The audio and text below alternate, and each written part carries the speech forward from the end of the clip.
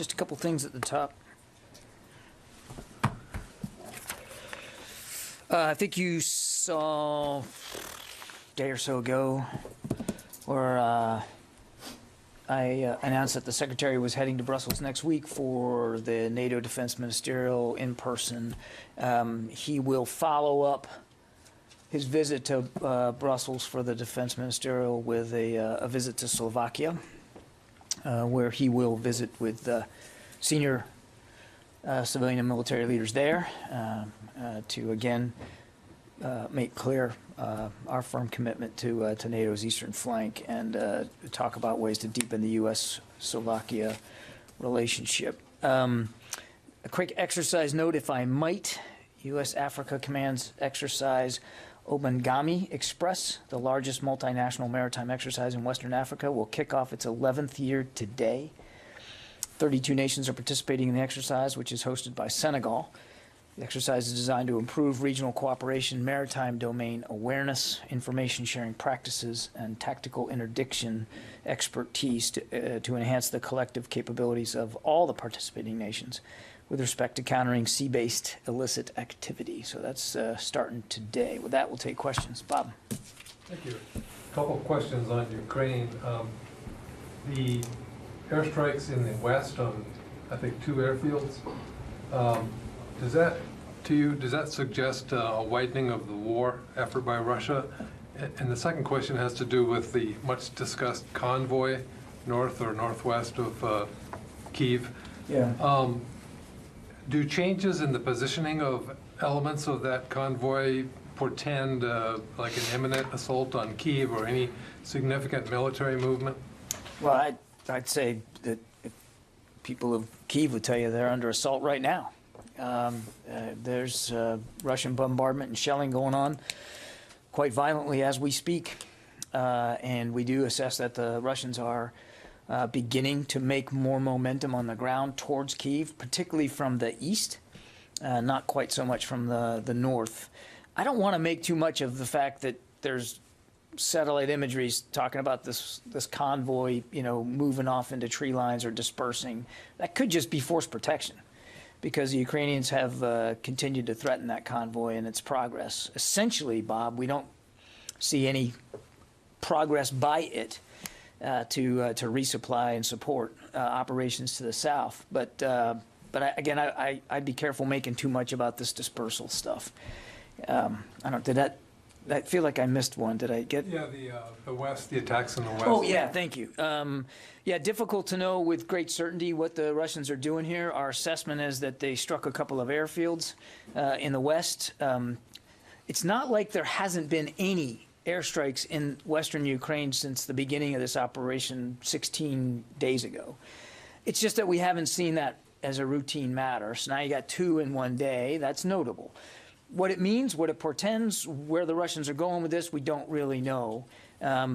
We believe the targets were airfields. So from a military perspective, you can see a certain logical sense there to deny the Ukrainians the ability to use some airstrips in the western part of the country.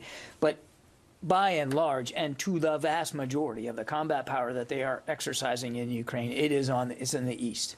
It's everything east of Kyiv. That's where the violence is the worst. That's where they're putting a lot of their energy and resources in. Those are the population centers that they're going after: Kharkiv, Cherniv, Kyiv, Mariupol, Mykolaiv down to the south, and they're still fighting in the Donbass. So it's really more to the east. So is that marginal change, or is that a reflective widening of their effort, do you think? Again, I think it's too soon to know. I mean, we're talking about 2 strikes on 2 fields, and it's not like we haven't seen any in the past there. So I think it's just too soon to be able to divine some sort of larger purpose here or some strategy. Again, the vast majority of their combat power is being spent in the east. Yeah, Jen. John, what kind of weapon was used to fire at those airfields? Was it a missile that came in from Belarus, or what do you assess? Yeah, we don't really have point of origin here, don't have types of munitions. The Russians themselves have admitted that they used long-range, precision-guided weapons. Certainly we would agree with the long-range aspect of this, since they don't have force structure in Ukraine that is really concentrated in the West. all of their ground power is in the east. So I don't think we'd push back on the notion that's long range, but what kind of missile, what kind of munition, what the warhead was, we don't have that level of detail. Your assessment that those fields were targeted because there's been so much talk of these MiG-29s, and they would have been airfields that the MiGs would have flown from? We don't know. And what will the U.S. do if Russia uses a chemical weapon in Ukraine? Well, I don't want to get into speculating. I think you heard the president very clearly today say that there would be severe consequences for Russia should that happen, and I don't think it'd be helpful for me to go beyond that right now from the Defense Department. Court. Two things. Do you have any indications that those attacks on the airfields in the West could have been because any foreign military equipment or anything has been flowing through there and they were trying to target? I'm not going to speak for Russian targeting procedures here, Court. What we know, those airfields will hit. Exactly why and what was in the Russian mindset, it's difficult for us to know. And then can you update on two things? One, have there been any developments or changes on the nuclear front? Like, are you seeing any indications that Russia may be considering planning for the use of a tactical nuclear weapon? And then on the chemical biological weapons, are there any indications that they've been bringing any of those into Ukraine or into the area to potentially prepare to use?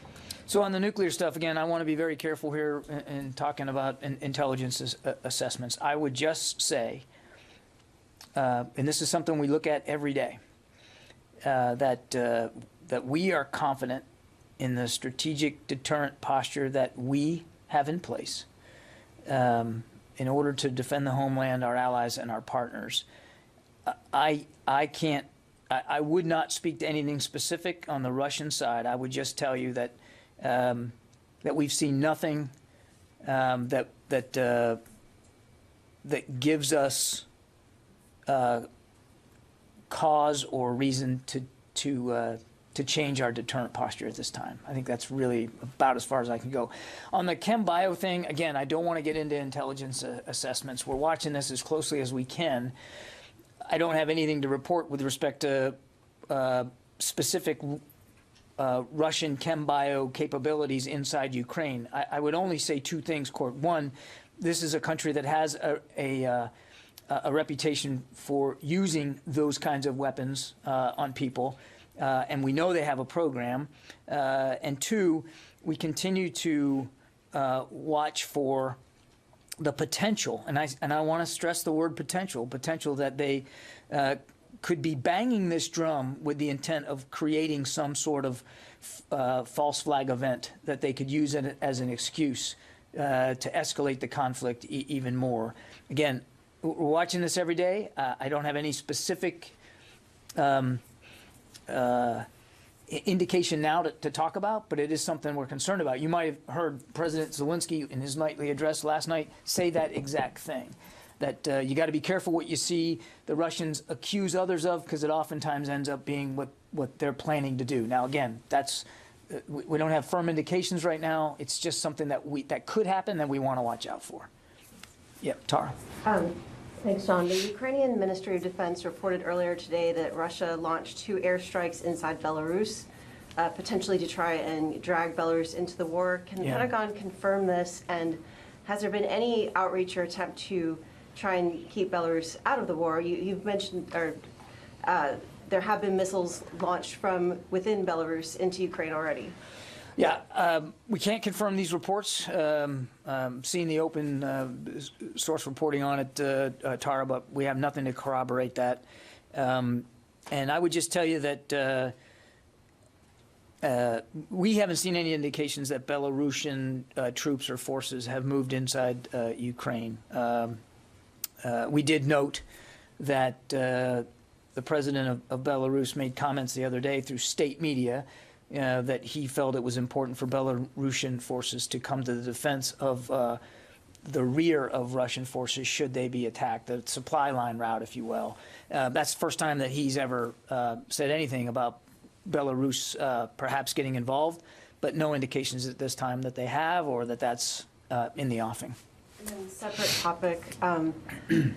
As these sanctions have gone into effect, you've started to see global food prices spike, and there's concerns that this could raise additional risk of conflict in countries that are already facing hunger, such as Afghanistan, and likewise, is the DoD looking at this? Is there a greater risk of global conflict because it'll become that much harder to feed people that already face great food insecurity? The administration is obviously looking at the humanitarian crisis that this war of choice is causing, and exploring. Excuse me. Let me try that again with English. Exploring lots of opportunities to work inside the international community to alleviate that. I know of no plans in DoD to augment or to prevent or to subside the effects of food insecurity. So I don't have any DoD role here to speak to, but I do want to just pivot off, one thing you had in your question, which was this risk of escalation, and obviously that is something that we're constantly concerned about, the risk of this conflict escalating beyond what it already is, and is already dangerous enough inside Ukraine. So, to Court's questions about the things we're looking at and what we're monitoring, we're constantly concerned about the potential escalation here. I guess the question is just the overall trickle-down effects. You have this conflict inside Ukraine that is having already global ripple effects, and whether or not the Pentagon is taking a broader view of already hot zones, conflict zones, and if this will make it worse because hunger becomes worse, access to food becomes worse. Yeah, again, we haven't seen any, I get where the question's going. Oftentimes when you have instability in one area, it can bleed over to others, either in that region or without, and I understand that. I would tell you, broadly speaking, we're constantly looking at threats and challenges around the world, and we're not unmindful of the fact that threats and challenges do spill over and can cause instability and therefore insecurity in places that aren't the origin of the conflict. So we're obviously taking a global view. We do that every day. We're certainly doing that in light of what's going on in Ukraine. I don't know. Well, let me put it another way. We haven't seen any specific indications that that there are going to be any imminent insecurity issues, challenges, threats in other regions as a result of this that we're going to have to address. I think that's what you were trying to get at, and I just think it's too soon to know that right now, too soon to tell. But obviously, we're watching clearly because of the potential for escalation here. And I just want to say, if I can again, it's a war of choice. Mr. Putin can stop this war right now by agreeing to a diplomatic solution, or at least just stopping the bombing and the death and the destruction that he is causing against a nation that provoked nobody, against a nation that presented no threat to Russia. All of this is by his choice, and all that blood is on his hands, and he could stop it right now if he wanted to. John, there is a discussion that some NATO allies might send their S-300s to Ukraine. Is the U.S. involved in any of these discussions, and will the U.S. give a green light should some allies move forward with that? I have talked before that sovereign nations are making decisions for themselves about how to help Ukraine, and we respect those sovereign decisions. It's not about the United States giving green lights or having vetoes here. What I will tell you, and I said this the other day, we are working with allies and partners to help get the kinds of capabilities that we know that Ukrainians need and are using very well inside Ukraine, get more of that stuff to them. Some of that material we have and we are providing. Some of that material we don't have, but we know others have, and we're helping coordinate that as well. And that security assistance is flowing, even in just the last 24 hours. I'm not going to talk about individual systems. You know that. I haven't done that yet, and I'm not going to start today. But we are working hard to canvass other allies and partners that we know could possibly help. And it's really up to those nations, Qasim, to make these decisions and then to speak to them. If they want to speak to them, they can do that, and we have to respect that. What's important, and what I don't want you to walk away not understanding, is that we're having these conversations actively. We are helping coordinate the assistance as best we can, and we're going to continue to talk to the Ukrainians about what they need to better defend themselves. Okay? Another question. We have seen the U.S. Patriot batteries along the Poland border with Ukraine. I know you won't get into details, but can you tell us if the rules of engagement have changed since the war began in that part of the We don't world? talk about rules of engagement. David? A couple questions. Can you update us on any uses of the deconfliction line? And has Secretary Austin attempted to communicate with his counterpart, the Russian defense minister? And you just said you are helping coordinate assistance. Does that include providing airlift from donor countries to transshipment points?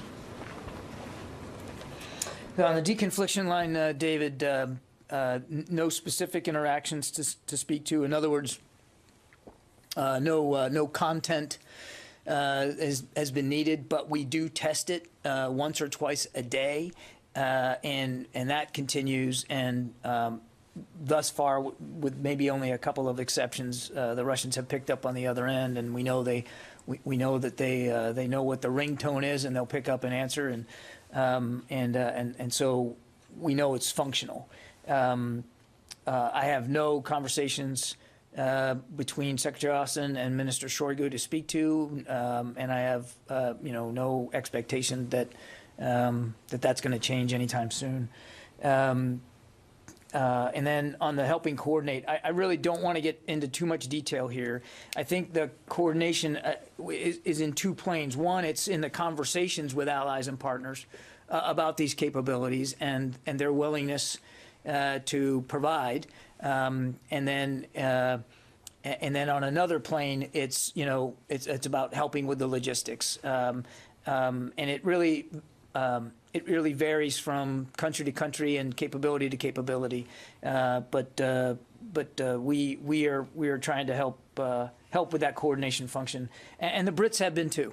In fact, they've been very vocal about their efforts to help coordinate and work through that, and we're grateful for their assistance. Jim. Two questions, really. The Russians have occupied a lot of area in Ukraine. Do you know if the Ukrainians, is there any assessment if they've gone into like a guerrilla war in these occupied areas? And a separate question, I imagine the Russians have to have captured Ukrainian service members. Are they treating those service members as captured POWs with Geneva Convention protections? I don't have any information about captured soldiers on either side. I really don't, and I certainly couldn't get into how they're being treated. I mean, obviously,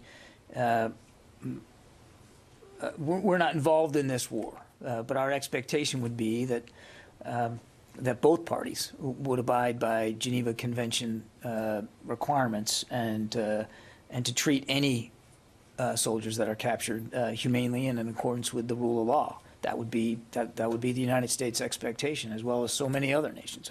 But I don't have any information about what that looks like in terms of numbers and what that treatment actually is. And on your question about guerrilla tactics, Jim, I'd let the Ukrainians describe for themselves the manner in which they're fighting, but they are fighting, and they're fighting skillfully, bravely, quite creatively. And the fighting isn't just by their armed forces. I mean, average citizens, you've seen it for yourself, picking up arms, getting arms given to them by the government and learning how to use them and using them. And some of the resistance has been nonviolent. You've seen it for yourself, where crowds of Ukrainians blocking city streets and actually stopping in their tracks some Russian units. So the resistance resides on many levels, and it's quite inspiring. Whether you'd call that guerrilla tactics or not, I don't know, and I don't even know if that's worth having that debate over. They are resisting, they are defending, and we are going to continue to look for ways to help them do that better going forward. Barb? Can I divert for just a minute to a North Korea question? Can you, now that several parts of the administration have talked about your public announcement, Can you tell us why the Pentagon, Indo-PACOM, but essentially the Pentagon, decided to take the seemingly unprecedented step of making a public statement to being sure the North Koreans would see it, that you were going to increase intelligence collection against them on their ICBM program? Why would you make that public statement letting the North Koreans know you're going to increase your collection of classified intelligence? What is the state of your current concern about how close they are to an ICBM? And is this disclosure, this candor about a potential adversary, is this potentially a lesson learned from the Russia situation? Put everything you know out there as hoping it will be a deterrent. Who just did? That was me, sorry. But then I have one other brief topic. Of course you do. All right, there's a lot there. Look, I think I said it in my statement. We made these revelations public. We announced some of the additional ISR and enhanced readiness we were taking because we believe it's important to call out the behavior that we've been seeing, particularly in the last few weeks, and that we believe it's important for the entire international community to speak with one voice about the concerns that we know they have over the DPRK's continued ballistic missile program. I'm not going to get into any more detail in terms of the assessments we've made. It's all there out in the public. I won't go beyond my public statements, but clearly these continued tests are a provocation. They are a violation of UN Security Council resolutions, and they give us, as well as so many other nations, added concern about the kinds of capabilities that the North is trying to develop. And so again, we feel it was important to make that case and to lay it out there. And as for whether it's a lesson learned, I would be careful drawing a direct, bright line between these revelations about this program and revelations that we made early on, even before the invasion of Ukraine.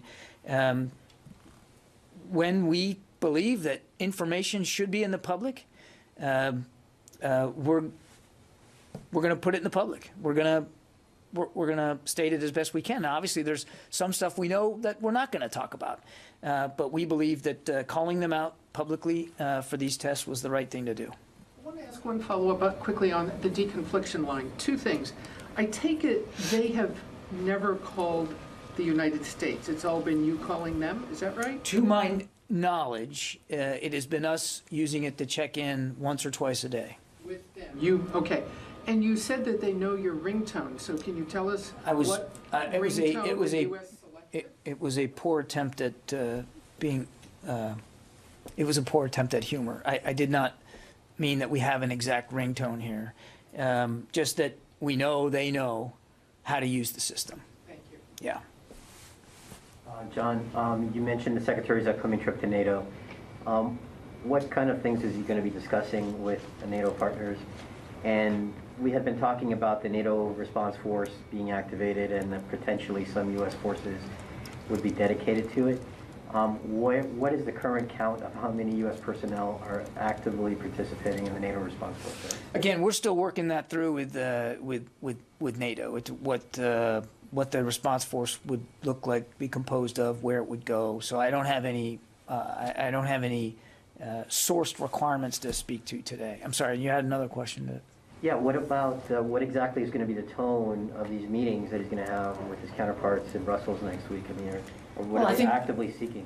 I mean, I think this second defense ministerial now, in light of this issue, comes at a critical time here. 2 weeks, that will be more likely 3 weeks into this conflict. And I don't know what things are going to look like next week, but obviously we can expect the defense ministers to talk seriously about what NATO is doing to better shore up its defenses, and making sure that we all have a common sight picture of the threat environment and what needs to be done, again, to meet our Article 5 commitments.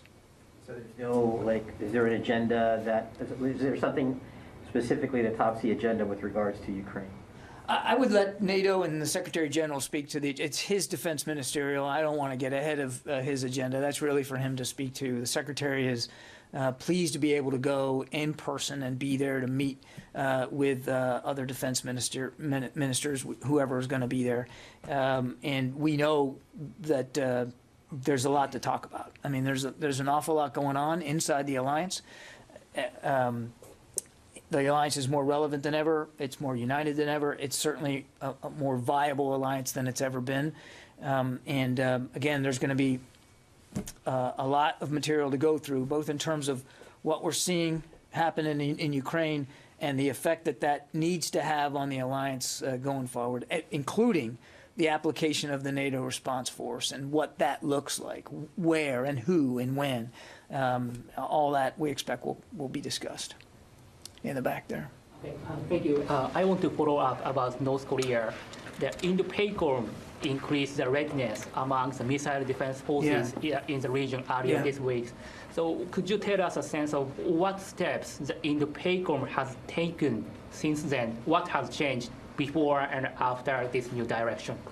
What has changed is we've increased ISR coverage in the Yellow Sea, and the Indo-PACOM has increased their ballistic missile defense readiness, and I think you can understand why we wouldn't detail every bit of that effort. Okay? Yeah. In the back there. On cold response, which you briefed on Wednesday, the Russians told the Norwegians, I think last week, that they wouldn't send observers to exercise. And we've already seen Russian jets fly over Swedish territory in the Baltic Sea. So are the forces involved in cold response on guard or wary about any attempted provocations or other interference? Look, we always take force protection at a premium here. It's always a factor. It is an exercise. And here's the deal. We actually announced it. In fact, we've been talking about the preps for it for quite some time. It's a defensive exercise. I stood up here the other day and walked through all the capabilities that we're going to be training to and what those Marines and sailors are up to. We'll continue to be as transparent about the exercise as possible. There's no reason for anyone to view this as some kind of threat. Therefore, there'd be no reason for anyone, including the Russians, to threaten it. But obviously, force protection is always a paramount concern. We don't anticipate that this time that there would be a specific threat to the exercise. And a few minutes ago, you mentioned that you don't talk about the specifics of the security assistance, but obviously a lot of that assistance is being publicized. There's mention of javelins, obviously, but also some of Stingers. So I just wondered, as kind of background, could you talk about the decision process there about what the Pentagon does and doesn't disclose about its security systems? We have been very consistent since before Mr. Putin decided to launch a war on Ukraine that we were going to help Ukraine with the capabilities that it needs to defend itself and that we weren't going to get into a shopping list. I haven't done that yet, and I'm not going to start today.